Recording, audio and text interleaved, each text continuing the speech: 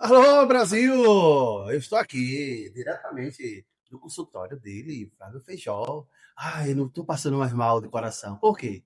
Fala pro Brasil, quem és tu? Se apresenta pro Brasil? Boa tarde, pessoal. Meu nome é Flávio, me chamo Flávio Feijó, eu sou médico cardiologista e especialista em insuficiência cardíaca, trabalho com transplante cardíaco, né? Sou ecocardiografista, mas acabo atendendo pacientes desde a idade jovem até os idosos, né, que me procuram por algum problema relacionado com a insuficiência cardíaca em si, ou apenas para fazer aquela avaliação clínica e a partir daí identificar algum problema que necessite de um acompanhamento regular. Então, basicamente, esse é a minha principal função, é o meu principal trabalho. Então não posso mais passar mal do coração, né? Eu estou com um especialista aqui na mesa. E também na mesa estamos também o Nutri. E aí, pessoal, tudo bom? Eu sou o Guilherme Chateaubriand, seu engenheiro esportivo funcional. Vamos hoje debater um pouco sobre a saúde cardiovascular e a indicação de sempre procurar um cardiologista uma vez ao ano, duas vezes ao ano, e quando se muda o tipo de esporte que você pratica, né? Isso. E hoje vamos falar sobre o coração, doutor. Qual o básico que a pessoa tem que fazer para não ter um infarto, assim? Qual o esporte que tem que ser mais bicicleta, corrida, musculação? Qual é o esporte necessário para ter uma saúde no coração? A primeira coisa, né, antes de pensar em fazer o esporte, é pensar que precisa fazer uma avaliação cardiológica, né? A grande maioria das pessoas, elas fazem atividade física de maneira recreativa, esportiva, mas recreativa. Então é importante fazer uma avaliação cardiológica. Hoje em dia as academias, elas estão cada dia mais exigindo que elas façam esse parecer, porque a partir de uma pequena conversa, né, a história clínica, um exame físico, um eletrocardiograma consegue identificar as principais doenças do coração em cada faixa etária. Então, é importante, antes do exercício físico, fazer a avaliação cardiológica. Agora, se você me perguntar qual tipo de exercício seria o ideal, né? Se é o exercício aeróbico, se é o anaeróbico, a musculação, a gente fala que, segundo a diretriz brasileira, a Sociedade Brasileira de Cardiologia, a gente recomenda o treino combinado, que é a combinação do exercício aeróbico, né, que é em torno de 150 minutos por semana, e você pode distribuir da melhor maneira, ou 3 vezes por semana de 50 minutos, ou 5 vezes por semana de 30 minutos, isso para atividade física aeróbica, falando essencialmente de pacientes hipertensos, e o treino anaeróbico, que é a musculação, realizada pelo menos 2 vezes na semana, numa intensidade moderada, que é aquela que você executa conversando com a pessoa do lado sem perder o fôlego. É Então, uma maneira de você identificar a intensidade de exercício que você está fazendo. então a pessoa não pode começar antes de consultar um cardiologista.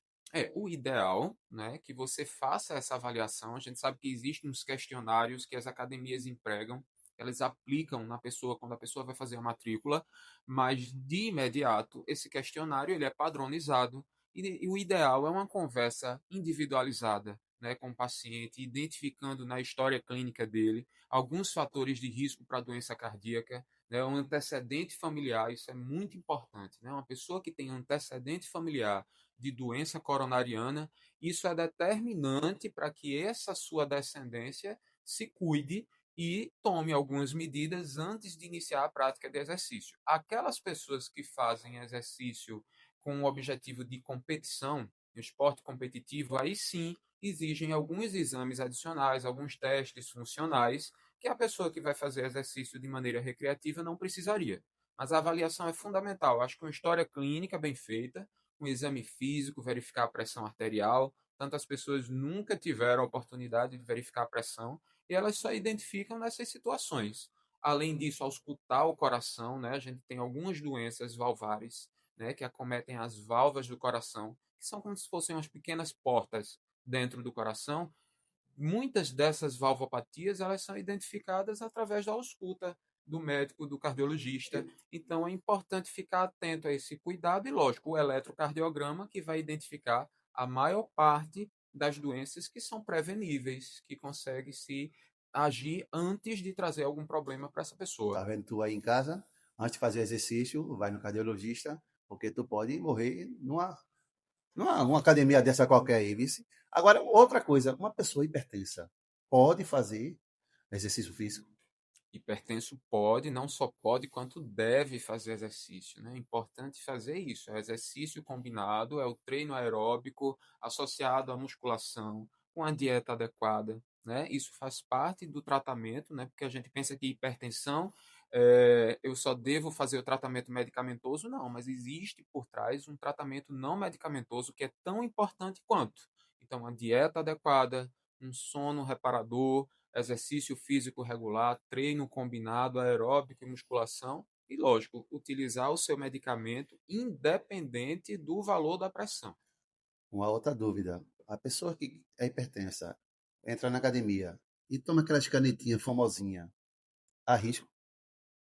Você fala das canetas para perda de peso? Isso. Eu não Veja, posso falar ou não para cada propaganda, tá? veja, as canetas elas surgiram como uma alternativa, né, de levar a perda de peso, né? Elas são seguras do ponto de vista cardiológico. Nem todas as pessoas têm indicação de utilizar essas canetas, então que isso fique bem claro, né? Então existe uma indicação formal. Na grande maioria delas, elas são utilizadas para as pessoas diabéticas, né? Mas, por exemplo, para aquela pessoa que tem obesidade, que é uma doença crônica, né, que precisa de um controle e que, em algumas situações, precisa de um tratamento medicamentoso, ela acaba sendo uma opção.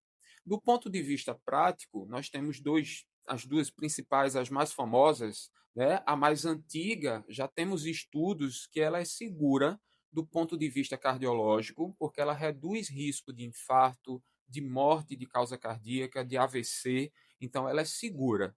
A mais recente, que entrou no mercado recentemente, ainda não temos estudos formalizando a segurança do ponto de vista cardiológico, mas já temos alguns iniciais que fala que ela teve bom resultado para aquelas pessoas que têm insuficiência cardíaca.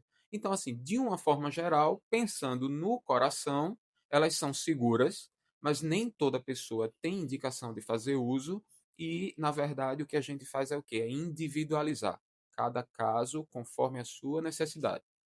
Com essas explicações brilhantes, a gente acha ele aonde? Qual é o Instagram? Vou botar aqui embaixo na tela o Instagram dele aqui, ó. Vocês estão vendo o Instagram? Acompanha ele lá também, tá? E segue, dá o like nele. Doutor Flávio, os pacientes que utilizam remédios para colesterol, vez ou outra, né, os de primeira geração, vez ou outra eles sentem uma dor muscular, articular. O que fazer para reduzir esses episódios? Numa situação de dislipidemia, né? Os pacientes que têm colesterol elevado, né? Existe um determinado percentual de pacientes que, com as medidas não medicamentosas, eles conseguem responder bem ao tratamento. Então, o que a gente avalia num primeiro momento, quando se faz a dosagem do exame de rotina e você tem o colesterol total, o LDL, o HDL, você faz um cálculo de risco, você identifica o perfil de risco de cada pessoa. Né? Você aplica um score, geralmente utilizamos na cardiologia o score de risco global ou score de Framingham, que ele vai observar a idade, se essa pessoa é hipertensa ou não, se essa pessoa toma medicamento para pressão ou não, se ela já usa um medicamento para tratar o colesterol, o valor do colesterol total e o valor do HDL, que é a fração boa do colesterol. A partir daí, você vai classificar essa pessoa como sendo de baixo, de médio ou de alto risco. De que risco de quê? Risco de ter um evento cardíaco em 10 anos.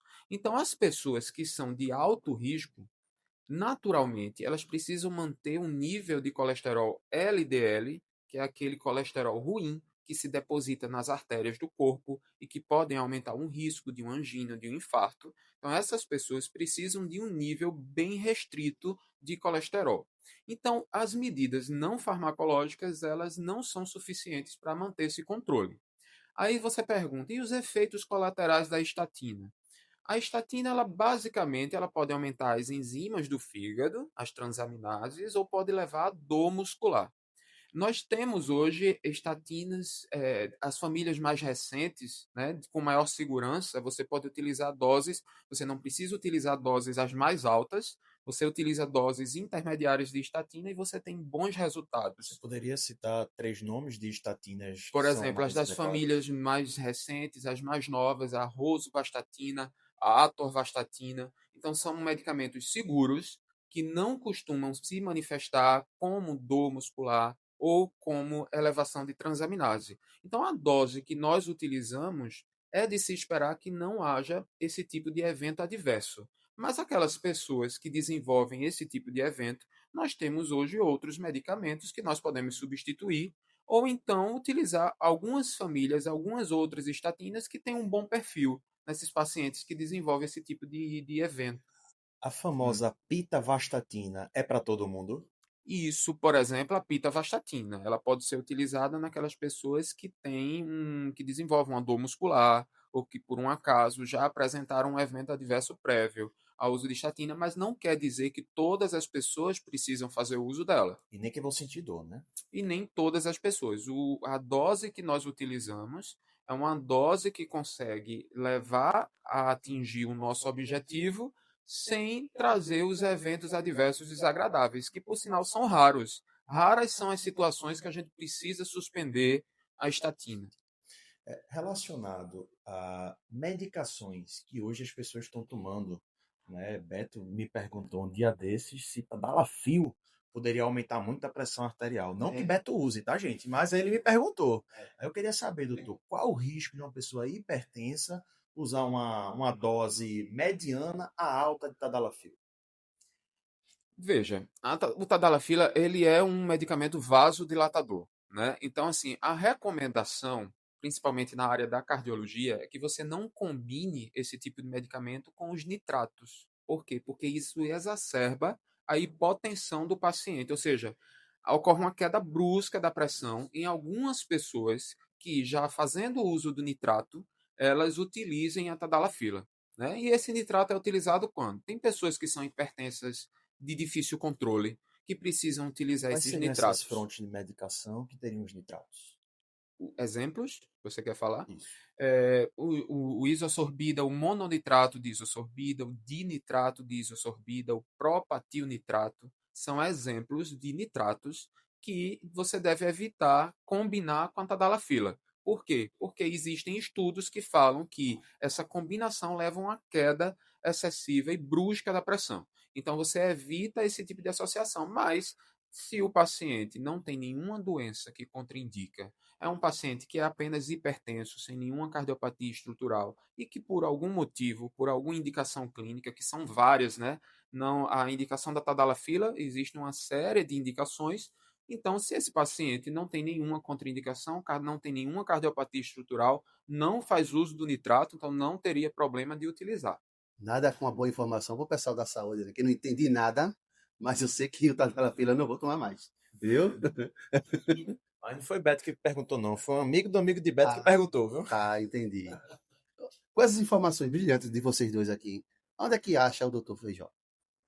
Qual o endereço? Eu trabalho no meu consultório aqui em Boa Viagem, Aqui tá aqui embaixo, na ó. Clínica Santal, né, sempre nas quartas-feiras à tarde, que é onde eu atendo os meus pacientes particulares, que eu não tenho tempo de vê-los nos hospitais, então eu peço para que eles venham para cá e aqui é onde eu faço o acompanhamento deles, onde eu faço os exames deles, faço o ecocardiograma, faço o teste ergométrico, né? Então aqui a condução dos pacientes ela acontece aqui na clínica. Tá nesse vidinho aí embaixo, ó. Vocês estão assistindo aí agora. E o Instagram também tem do da Santal? No meu Instagram também tem o Ah, o endereço, o Instagram dele aí telefone da também, ó. clínica. Aproveita e segue ele lá. Porque para entender esse de nitrato para lá, nitrato para cá, eu gostei da situação. Porque o que eu não entendi, o pessoal também não está entendendo em casa. Então tá sabendo agora das coisas. Então, obrigado. Não é, não é para todo mundo essa medicação que está sendo disseminada aí como inofensiva, né? Agora vamos falar sobre os perigos do coração. E aí, doutor? Os perigos do dia a dia do coração. Ó. O pessoal tá em casa, tô nem aí. Explica aí, pessoal. A gente morre. O que nós mais estamos vendo ultimamente, né? Pessoas que estão fazendo exercício físico, que estão na academia, e vez ou outra você vê um noticiário de que aquela pessoa teve uma morte súbita, né, que aquela pessoa estava fazendo turismo e que de repente Explica para o pessoal o que leva a uma morte súbita, porque isso aí nem é encadeado de um dia, não, é encadeado de vários anos de não cuidar do coração. a morte súbita é aquele evento, é aquele mal súbito que naturalmente leva à morte e que acontece de maneira de repente, né? E aí eu acho que isso daí é o que vem mais sendo falado, né, na mídia, e nos diversos meios de comunicação, o porquê, né, que essas pessoas, e muitas delas pessoas jovens, que estão cursando com esse tipo de evento. A primeira coisa que a gente tem que levar em consideração é que as pessoas elas são aparentemente saudáveis. Se essa pessoa ainda não passou por uma avaliação cardiológica, você supõe, você presume que aquela pessoa não tenha nenhum problema de saúde. Eu tive um Mas susto, eu tive um susto. foi? Nunca fui Hum. hipertenso, estou tendo pressão alta agora. Pois é, e a hipertensão é uma doença crônica, silenciosa, que ela não vai manifestar sintoma. Tem pessoas que citam uma série de sintomas. Pressão alta, leva a dor de cabeça, tontura, né? Não, a hipertensão, né, por si só é uma doença silenciosa. Então você só descobre se você tiver a preocupação e o interesse de repente fazer uma avaliação. Mas você sabe como é que eu descobri Sim. o meu? Porque toda vez que eu estava bebendo, ficava com ressaca, Hum, a pressão ia lá para cima, eu pensava que era ressaca. hum. Mas teve um dia que eu não bebi, 2 dias seguidos que eu não bebi, né, no final de semana, e a pressão estava lá em cima. Aí eu, opa. Aí quando eu fui no médico, fiz os exames de poxa, Nessa questão sua aí, a ingesta aguda, grandes quantidades de ingesta de álcool, ela pode levar a picos de pressão. mas Mas o que levou ao diagnóstico foi isso, as situações em que você não tinha bebido e que por um acaso você, por curiosidade, foi verificar a pressão e a sua pressão estava elevada. Então é isso, as pessoas só descobrem porque vão fazer um exame médico ou porque vão fazer um exame admissional ou então porque têm o interesse e procuram um cardiologista, então dá mas uma é uma dica pro doença pessoal que está em silenciosa. casa para eles procurar a que ponto, quando começar a procurar um médico para saber se é hipertenso ou não. Isso não existe, né? Na literatura, se você procurar essa informação, não existe um momento ideal, uma idade ideal para procurar um médico, um cardiologista. O que demanda, na grande maioria das vezes, o que é que nós vemos? Os adolescentes que precisam de parecer cardiológico para fazer educação física nas escolas, nos colégios. Então, hoje em dia, os colégios estão exigindo. Então, isso leva aos pais levarem esse adolescente a um cardiologista de maneira mais precoce. De uma maneira geral, as pessoas que têm algum histórico familiar, e eu falo parentes de primeiro grau, né, de algum evento cardíaco, seja infarto, angina, doença coronariana, de uma maneira geral, né, principalmente parentes de primeiro grau que tiveram esse evento jovem, menos de 55 anos se foi homem, ou menos de 65 anos se foi mulher, esse acompanhamento no cardiologista deve ser mais precoce. Então, o que se tem é isso. É o histórico na família que determina o acompanhamento mais precoce. Mas, de uma maneira geral, o homem deve procurar o cardiologista de maneira mais precoce que a mulher. É porque a gente faz mais besteira, né? E nem gosta muito, né, de ir no médico, né? As Não, não mulheres gosto. são mais As mulheres regulares, são mais mas o homem regulares. não se interessa muito, Se não. você notar, ultimamente você está vendo mais mulheres na academia do que homens, Também, né? E né? isso, de certa forma, justifica porque nós atendemos mais mulheres, né? Porque o homem só procura o médico quando ele já está com um problema manifestado, né? Quando esse problema já está evidente. Mas a mulher que tem aquele cuidado de fazer a prevenção, né? De fazer uma avaliação antes que o problema se instale. Uma outra pergunta para o senhor. Hoje em dia, nesse mundo moderno, né, que o estresse está muito em alta, provoca doença cardíaca. Sim, estresse crônico provoca hipertensão. Estresse crônico é um fator de risco para a doença coronariana. Da mesma forma que a hipertensão, que o diabetes, o tabagismo, né, a obesidade, o estresse crônico ele pode sim, pode levar tanto à hipertensão quanto à doença coronariana, doenças graves que exigem um tratamento contínuo e um acompanhamento regular. Doutor Flávio, recentemente, acho que coisa de 5 a 6 anos, vivemos essa febre aí desses cigarros eletrônicos. Já temos na literatura doenças específicas causadas por causa desse cigarro eletrônico. O que você teria a falar para essas pessoas que estão começando ou já são dependentes mesmo desse cigarro eletrônico?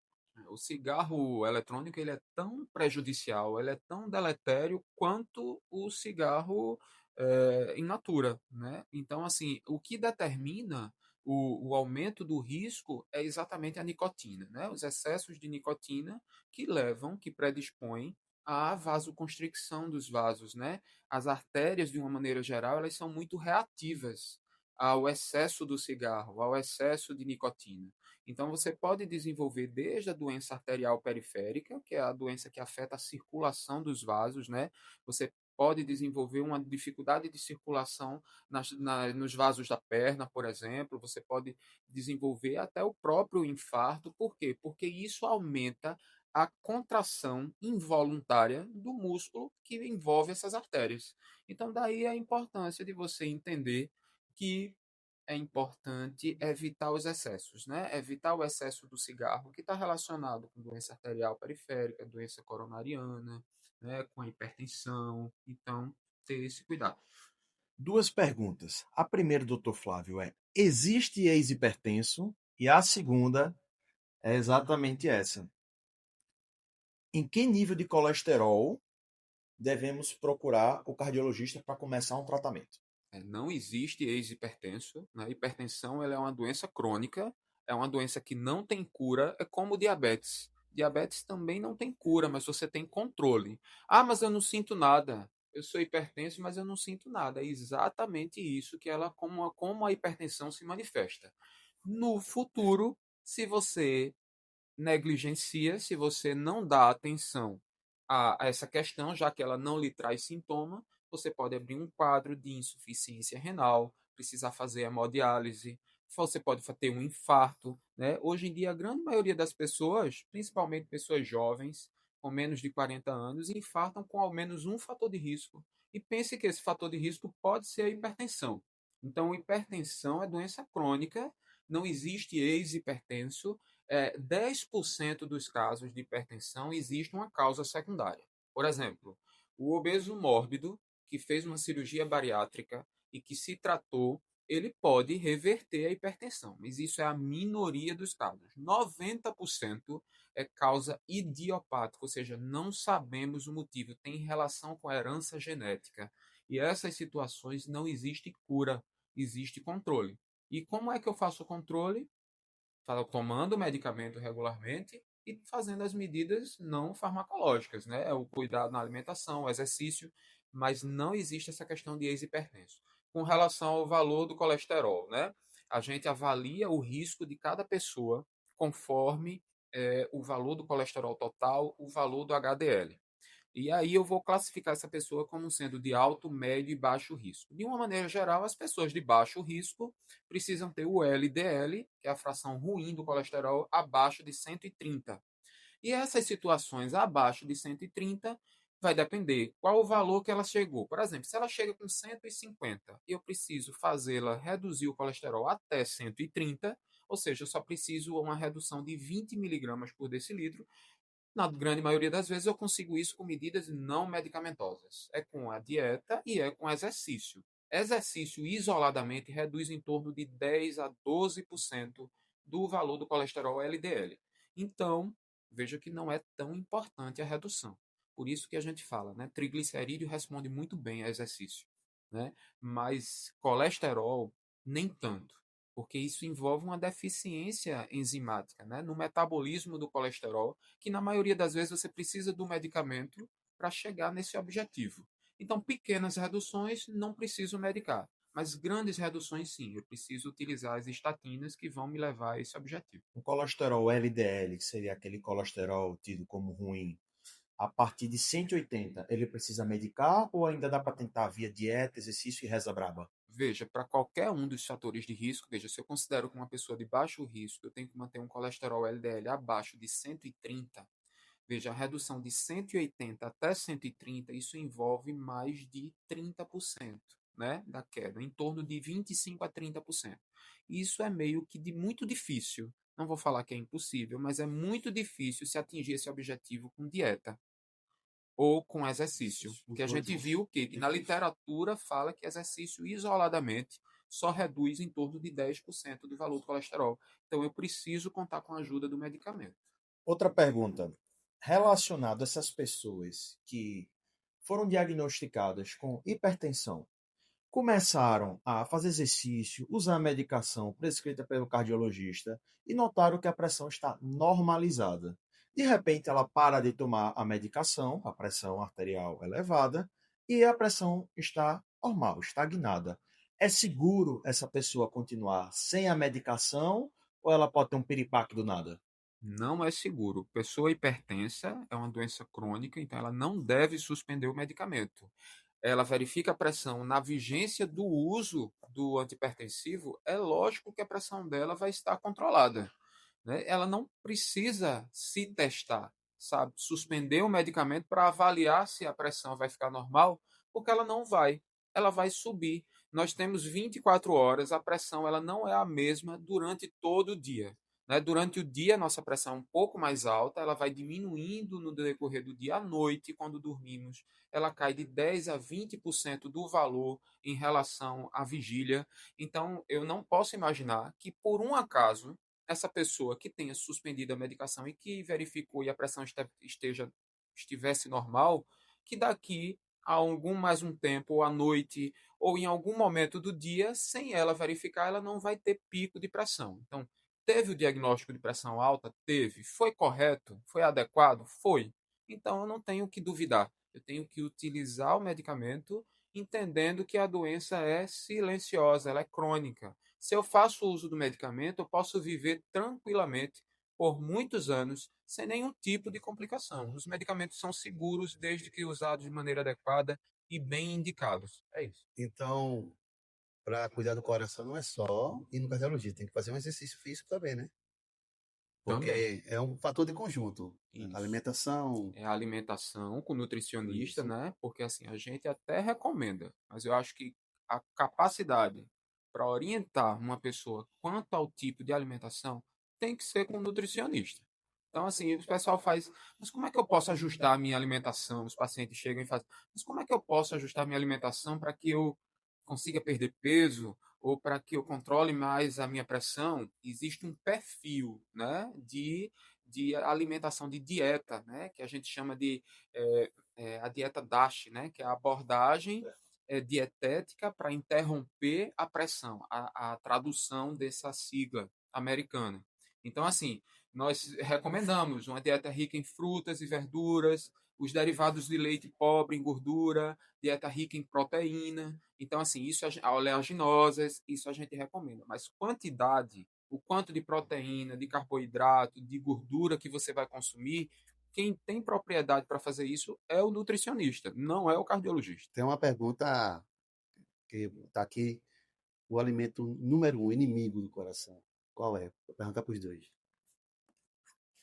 Ao meu ver, eu não vou falar um alimento, vou falar o grupo. São os alimentos embutidos. Salsicha, calabresa, salaminho, presunto, né? Esse aí, esquece. São riquíssimos em sódio, defumados, né? Riquíssimos em benzeno também, ruim para a saúde. Então, embutidos é algo que você tirar da sua saúde. Exatamente, alto teor de sódio, ultraprocessado.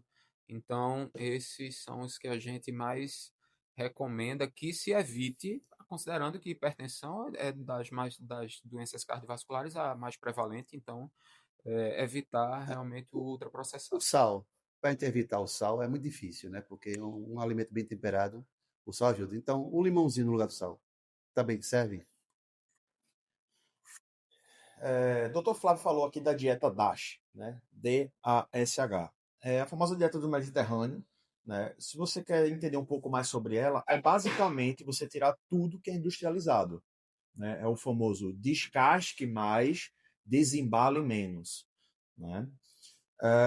Então, você vai basicamente para comer alimentos da terra, frango, carne, leite, pode ser, whey protein, ovo. É basicamente você vai estar nesse padrão alimentar e você vai evitar os grandes alimentos que podem ter uma quantidade de sódio, né, que é contido no sal, e que podem levar ao aumento da sua pressão arterial. Agora eu vou fazer uma perguntinha para o doutor. sinais silenciosos que a gente tem que se ater a entrar no consultório médico, assim. Aí tô com problema no coração. Ah, não, não é isso não. A dor de cabeça na nuca, na frente, atrás. Tem alguma dica assim? Vá no cardiologista.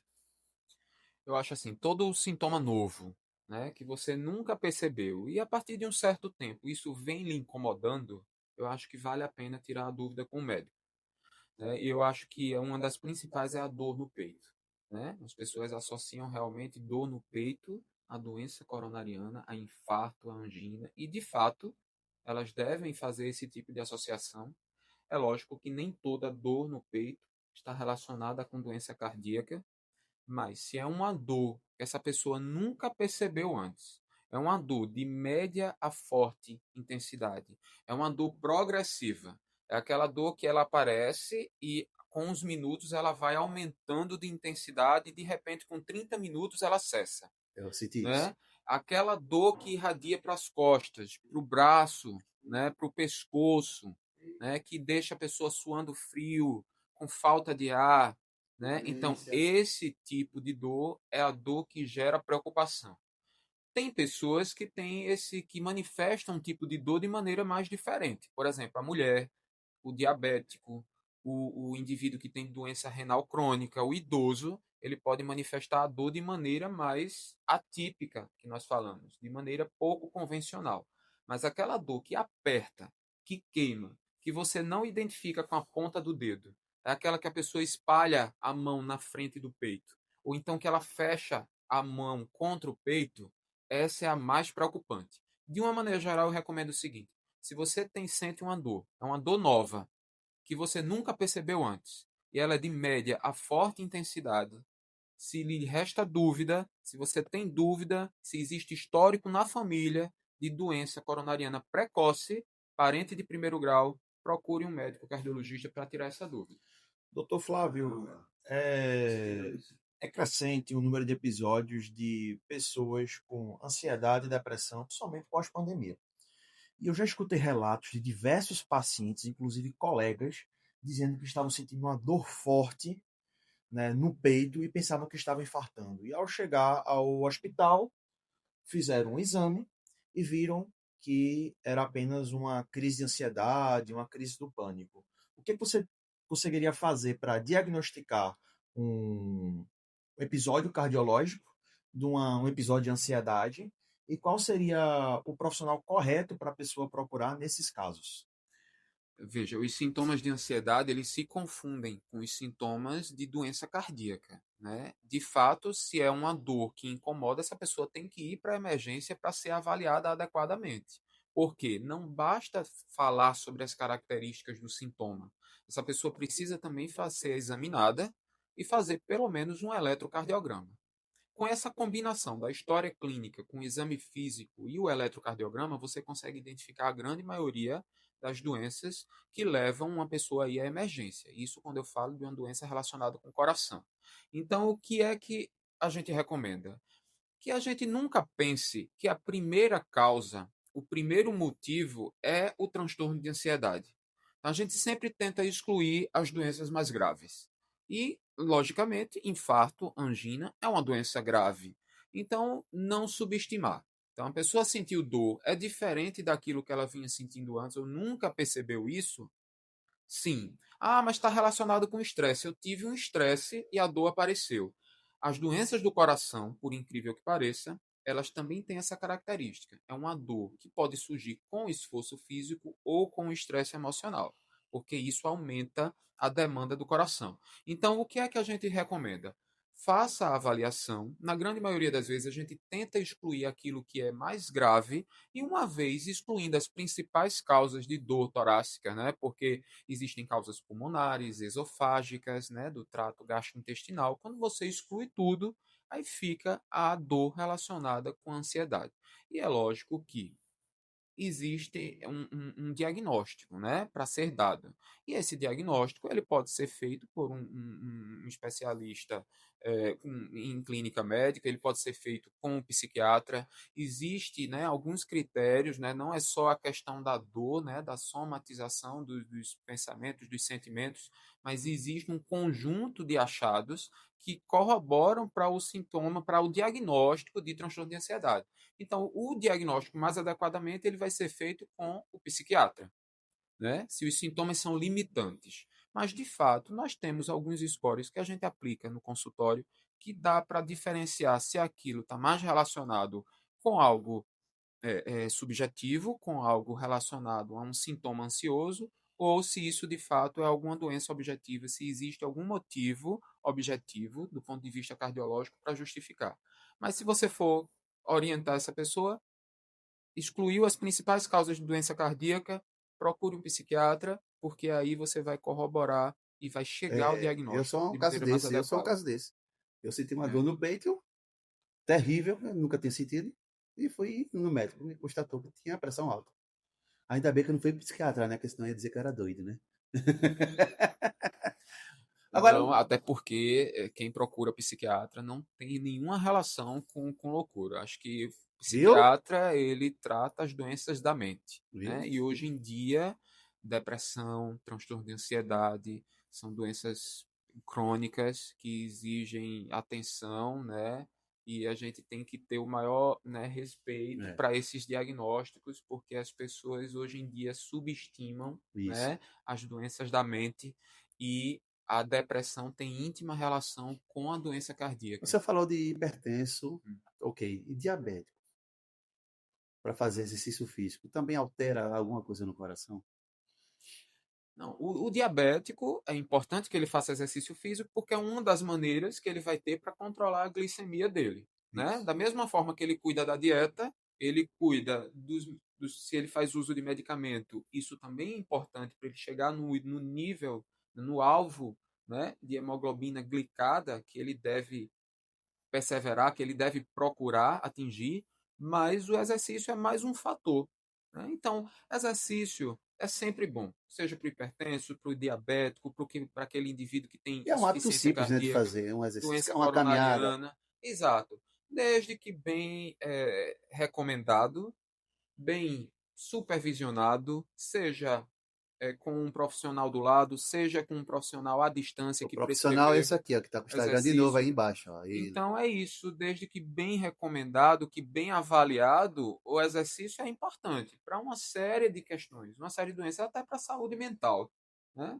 Até aquela pessoa que tem a depressão, ansiedade, ela vai É, usufruir dos benefícios do isso. exercício, né? Então, desde que realizado de maneira adequada, segura, com a avaliação feita, né, de maneira oportuna, exercício é sempre bom.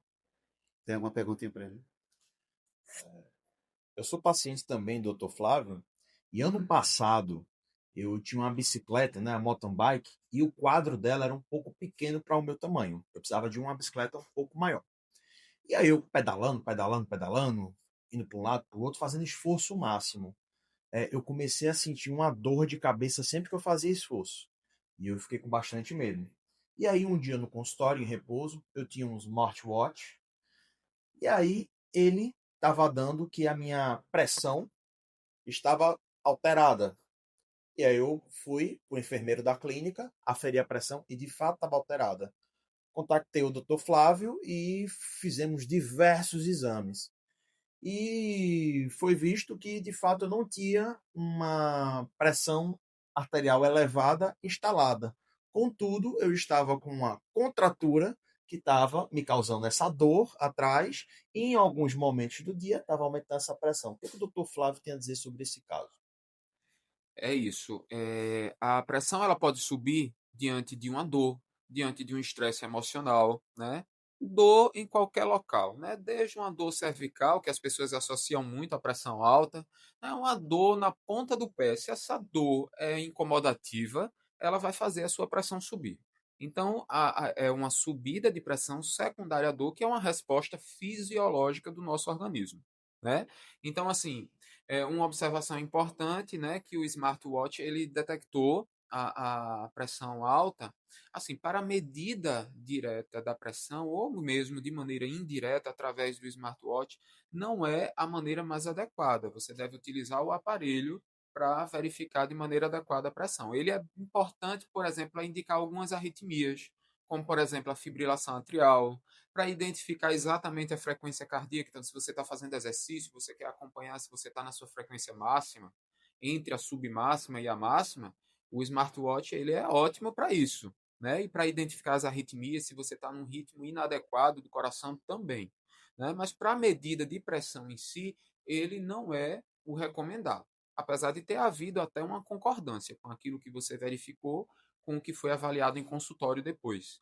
Mas o ideal, eu digo o seguinte aos meus pacientes, que você procure verificar sua pressão no dia em que você acordou no melhor dia.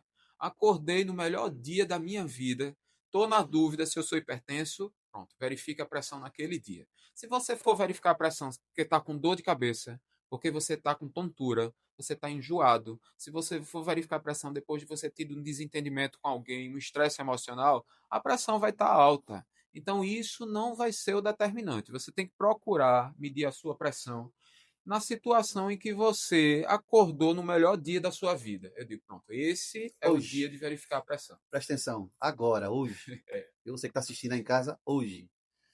Aí a gente falando sobre tecnologia, mudou muita coisa na cardiologia, uma certa tecnologia nova, exames e tal. Ajudou. Sempre ajuda, né? Eu acho que assim, nada substitui, né? Nada substitui um exame físico bem feito, né? Uma ausculta cardíaca bem feita. A gente identifica doenças da válvula do coração, as valvopatias, basicamente com a ausculta, né? E é isso que a gente aprende quando a gente se forma na cardiologia, está fazendo residência, a gente treina o nosso ouvido para dar diagnóstico, né? Mas a gente tem que entender que a tecnologia ela veio se desenvolvendo também a nosso favor, né? Então nós temos hoje bons aparelhos de ecocardiografia, né? Tridimensional. Você tem o strain cardíaco também, que ele identifica um problema antes mesmo dele se manifestar na Legal. movimentação do coração ou na função, na força do coração. Você já vê uma alteração na deformidade do músculo através do strain. Então, isso tudo vem a nosso favor. Hoje em dia, a gente consegue identificar as miocardites, as pessoas que gripam, que de repente ficam com a dor inespecífica no peito, algumas delas que têm acesso à ressonância cardíaca, elas vão identificar pequenas áreas de edema, pequenas fibroses, e isso com a ressonância cardíaca, que é um exame ainda mais sensível e específico que o ecocardiograma também permite. Então, assim, o avanço nas imagens, o avanço na tecnologia, até mesmo os smartwatches e todos esses dispositivos que a gente tem a nosso favor, todos eles são importantes. Mas eu acho que nada substitui duas coisas: é a conversa, é a história clínica, né? Porque a gente não pode nunca deixar que a tecnologia substitua isso, né? É você olhar no olho do paciente, saber qual é a dor dele, saber o que é que ele está passando, qual é a queixa dele, e ao mesmo tempo você examinar de maneira adequada, né? Auscultar, palpar o pulso. Quanta doença você palpa o pulso, você consegue identificar a causa. Então, assim, o exame físico, a história clínica ainda é preponderante. Mas a tecnologia está sempre a nosso favor. Vai, tá vendo? Tem agora muito estudante de medicina assistindo agora o YouTube, agora no canal de medicina. O que levou o senhor a entrar na cardiologia? A aspiração é amor, é o quê? Pois é, enquanto estudante, eu nós fazíamos aqueles concursos, né, de estudante para dar plantão, que chamavam de plantão concursado. E coincidentemente, eu estava no sexto período e aí eu fiz o plantão concursado para a emergência cardiológica do Oswaldo Cruz, né? E aí, coincidentemente ou não, por exemplo, naquela época eu não sabia que eu queria fazer cardiologia, mas me aprofundar na cardiologia naquela circunstância me fez considerar que seria uma possibilidade de escolha. Quando eu comecei a fazer a residência, eu fiz clínica médica, né? Nós fazemos clínica médica por 2 anos e depois nós escolhemos a especialidade. E aí eu posso escolher endócrino, pneumo, cardiologia, gastro. Eu sempre pensei em escolher uma especialidade em que eu pudesse ajudar, mudar a vida daquela pessoa. Então, assim, a cardiologia é aquela coisa, né? Uma pessoa com uma parada cardíaca na sua frente, né? Então você tem que agir de imediato, né? E na grande maioria das vezes você, com a conduta adequada, com a técnica adequada, você consegue reverter aquilo. Então essa coisa de trazer, né? De resgatar aquela pessoa na situação de morte iminente, né? Isso sempre foi muito forte. Então eu queria uma coisa que eu pudesse fazer a diferença na vida das pessoas. E outra que eu vim do interior e eu achava que eu ia acabar a minha especialidade e eu ia voltar para o interior. E isso não aconteceu. Hoje eu tenho a satisfação e a gratidão de receber todos os meus conterrâneos aqui no consultório, Aqui né? embaixo, E ó, eu vou botar aqui de novo. sou muito grato a todos eles. Então, assim, isso não aconteceu. Eu queria uma especialidade que me desse independência, que eu pudesse trabalhar independente de hospital no lugar que eu fosse. Então, a cardiologia me permitia isso. Então, o que foi que aconteceu? Elise, minha esposa, fora da minha turma, nós começamos a namorar e casamos e tudo mais. Então eu vi que não era possível mais voltar para o Ela é cardiologista interior, também. né? Ela não, ela é médica do trabalho. Então eu vi que não era mais possível voltar. Então eu, na verdade, tive boas oportunidades, né? Corri atrás, fiz alguns concursos e tudo mais. Então assim, me instalei, me estabeleci aqui na capital, mas tenho a maior satisfação de receber aqueles pacientes, os conterrâneos, né, de Catende, que vêm aqui Cara, que se consultar legal. comigo. Então, assim, sou muito grato por tudo isso. Mas é isso, o que determinou era escolher uma especialidade em que eu pudesse fazer a diferença na vida daquela pessoa. E quem Então, mexe foi com o isso. coração, mexe com o amor, né? Tem que ter amor, porque o Também. coração é muito amor. E eu acho que isso independe da profissão, né? Guilherme, como nutricionista, você fazendo o seu trabalho tão bem feito que você faz, cada pessoa, o advogado, o professor, né? Se ele não trabalha com amor, né, não É, faz não faz. sentido, né? Você tem que buscar um propósito, né? Em cada coisa que você faça. E é isso, a gente tem que fazer o nosso trabalho bem feito, com seriedade, com respeito Isso. e com amor. Tá vendo? Vocês aí, preste atenção. Se liga na dica. Beto, posso fazer uma pergunta? Vai. Você gosta de polêmica? Gosto. Tá preparado? Ui, fala logo. O pessoal quer saber de um assunto super polêmico. O pessoal aí que gosta de fazer academia, gosta de tomar uns veneninhos, os famosos anabolizantes. Toma. Qual é o impacto na saúde do coração? Vamos lá, doutor, tá contigo. Vou passar para tu. Eles ficam aqui brigando, falando se gosta de polêmica, nem pergunta se eu quero me meter na polêmica, né? Cardiologista mais polêmico Mas nacional. veja, eu não quero me meter em polêmica, mas eu vou falar o que é que a literatura médica fala a respeito do uso de esteroide anabolizante e doença cardiovascular. O esteroide em excesso, ele leva a uma mudança na estrutura do coração, né? O coração ele fica mais musculoso. Da mesma forma que a massa muscular aumenta, o músculo cardíaco também hipertrofia. Uma vez que ele hipertrofia mais, o fluxo de sangue para irrigar aquela área é insuficiente. Então, aí isso aumenta mais risco de quê? De fibrose. Então, fibrose não combina com o coração. Fibrose em excesso favorece a quê? A arritmia. Entendeu? Então, é isso que você não quer. É ter uma arritmia maligna, uma arritmia grave que leva à morte súbita, né?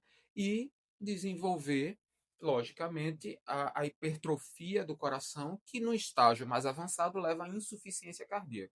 É aquela pessoa que cresce o coração passa a ter menos força e essa pessoa passa a ter falta de ar. Falta de ar, inchar as pernas. Então, isso é o estágio mais avançado. Então, assim, são várias as alterações na estrutura do coração de quem usa esteroide anabolizante em excesso, né? Então, assim, a recomendação do cardiologista é não use ou use com muita precaução, né? Por quê? Porque existe uma diferença entre o coração do atleta, que é uma alteração adaptativa fisiológica, do coração que foi secundário ao uso de anabolizantes. As alterações do coração decorrente do uso de anabolizante, elas são mais pronunciadas. E da mesma forma que aumenta todos esses riscos que eu falei, tem o risco do infarto, tem o risco da doença aterosclerótica precoce, prematura, pelo excesso de esteroide. Então, de uma maneira geral, você tem mais riscos do que benefício. Considerando que você tem mais risco que benefício, eu ainda sou a favor de quê? Procurar um bom nutricionista que vai ajustar a sua alimentação conforme a sua necessidade e procurar um bom educador físico. E aí você vai combinar essas duas coisas e vai ter o resultado que você espera. Agora, é lógico que é totalmente contraindicado? Não, não é uma contraindicação absoluta. Eu acho que tem que haver esse bom senso, né? É o autocuidado de cada pessoa, né? De ter esse bom senso, de evitar o excesso, né? De que nem tudo é a estética. Eu acho que também tem isso, né? Hoje em dia as pessoas estão com essa história de que é para a saúde, mas é buscando puramente a estética, e aí a gente tem que ter esse cuidado. E é de imediato, né? Exatamente. E são alterações pronunciadas que quando você vai querer tratar, já tá numa situação irreversível, não vai haver mais mudança no padrão, né? Porque algumas situações, se você interrompe o uso do anabolizante, essas alterações elas revertem, né? E a gente avalia isso com um ecocardiograma 3 a 6 meses depois da interrupção do esteroide anabolizante é um tempo bom para você ver se aquela alteração voltou à sua forma basal, à normalidade, né? Porque se, por exemplo, nesse período não retornou, é bem provável que você já tenha uma alteração definitiva, né? E se já tem uma alteração definitiva, mais cuidado ainda você deve ter, né? Então eu acho que é isso, é o bom senso, evitar o excesso e você saber que tem maneiras mais seguras, né, de você até buscar uma melhor estética do que lançando mão do uso do esteroide anabolizante. É, um caso assim que marcou a sua vida na Hum. cardiologia, tem como você falar?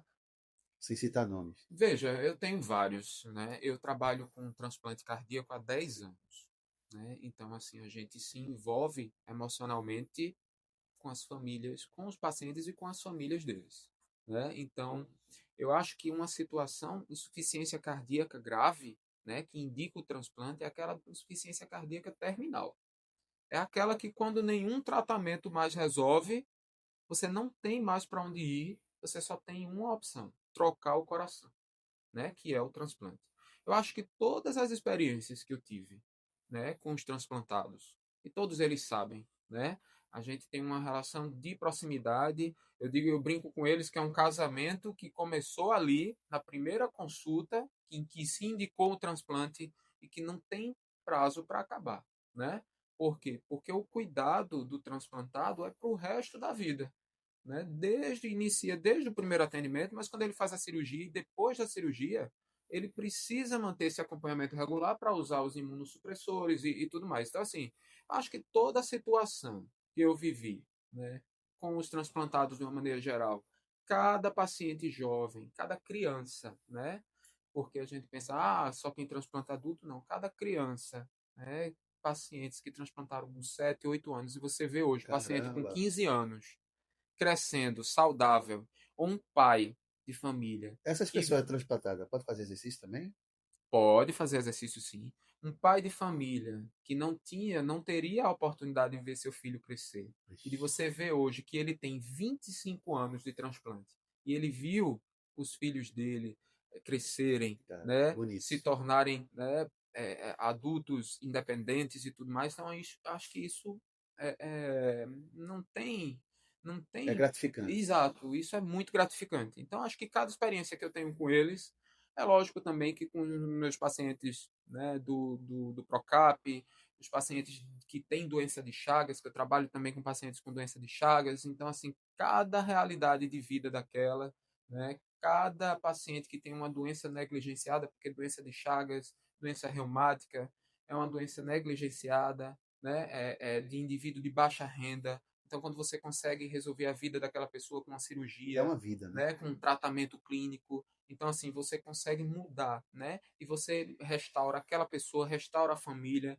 Então, assim, não tem preço. Acho que isso daí passam-se os anos e você só vai acumulando, né? Mas, assim, de falar uma história específica não teria.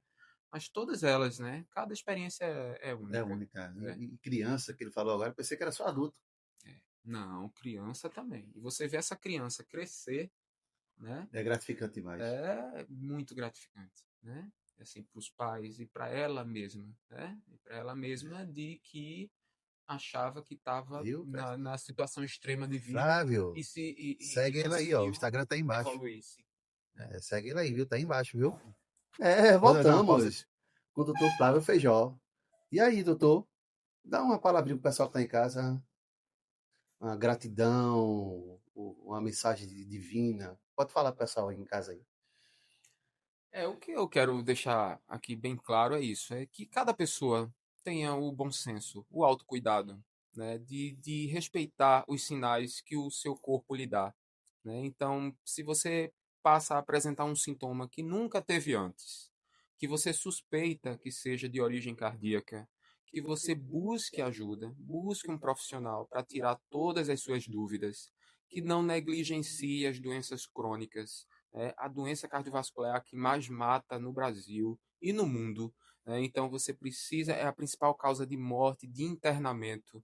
Então, se você está seguro, se você procura um bom profissional, se você exclui que você tem alguma doença desse tipo, então acho que você é, mostra que tem respeito pelo seu corpo, de que você está no caminho certo, busque formas de viver adequadas. Então, alimentação adequada, exercício físico, um sono reparador, controle sua pressão, verifique sua glicose, controle o seu colesterol. Uma outra coisa importante que atualmente é um pilar também de autocuidado é a vacinação. Então, aquela pessoa que tem doença cardiovascular deve procurar se vacinar, né, para as principais doenças respiratórias, influenza, pneumococo. Isso é muito importante. Então, é isso, é autocuidado, é bom senso, né? Respeite o seu corpo e viva de maneira saudável, com longevidade, né? Se você tem esse cuidado com o seu corpo, você vai viver mais, melhor, com mais qualidade de vida e de maneira mais segura.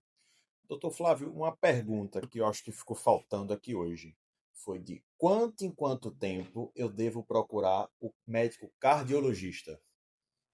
De uma maneira geral, aquelas pessoas que têm alguma doença crônica estabelecida, uma doença coronariana, uma insuficiência cardíaca, isso exige um acompanhamento mais regular. Então, a cada 4 meses, a cada 6 meses, isso é uma regularidade é, mais comum, é o que a gente recomenda. Aqueles indivíduos de baixo risco, que não têm nenhuma doença crônica, que só fazem uma avaliação de rotina, eles podem fazer avaliação a cada 1 ou 2 anos, certo? Então, avaliação anual para quem é de baixo risco, avaliação a cada 6 meses para quem tem alguma doença estabelecida, insuficiência cardíaca, doença coronariana, a própria hipertensão. Então, exige um acompanhamento mais de perto. Por quê? Porque você controla com exames, com o medicamento em si, você precisa fazer ajuste, e isso geralmente exige uma periodicidade mais frequente. Se você não tem um cardiologista, eu vou indicar ele, viu? Porque explica bem, deixa você totalmente a par do assunto e não deixa dúvida. Eu tirei minhas dúvidas aqui hoje. Estou saindo satisfeito. Eu que descobri agora há pouco que eu sou hipertenso. Eu acho que eu vou vir todo mês aqui agora. Achei o cardiologista. Aqui, ó, o Instagram dele aí embaixo de novo. Então, eu só tenho que te agradecer o tempinho que você abriu espaço pra gente aqui, né? Quer dar um recado final? É isso aí, pessoal. Dr. Flávio, ele é extremamente recomendado, né? Não só por mim, mas por outros profissionais também. E não durma no ponto, não. Você é que começou a fazer exercício físico, só pegou o tênis e começou a caminhar ou está indo para academia, não dorme no ponto. Procure o cardiologista para saber que está tudo em ordem, para saber até quanto você pode chegar de frequência cardíaca, para você não ter uma surpresa no final. Obrigado pelo convite aí, Beto e Dr. Flávio, por receber Pois a é, e gente eu aí. sou muito grato. Quero agradecer pela oportunidade. Eu acho que é sempre bom, né, a gente esclarecer as Informação é dúvidas das sempre bom. pessoas, né? Informação é uma maneira de passar segurança para as pessoas, né? Então agradeço a oportunidade, agradeço a você também, Guilherme, e vamos em frente. Viu? Até mais, Brasil. Até a próxima, viu? Doutor Flávio Feijó. Segue ele aí, ó. Tá aí. Instagram. Tchau.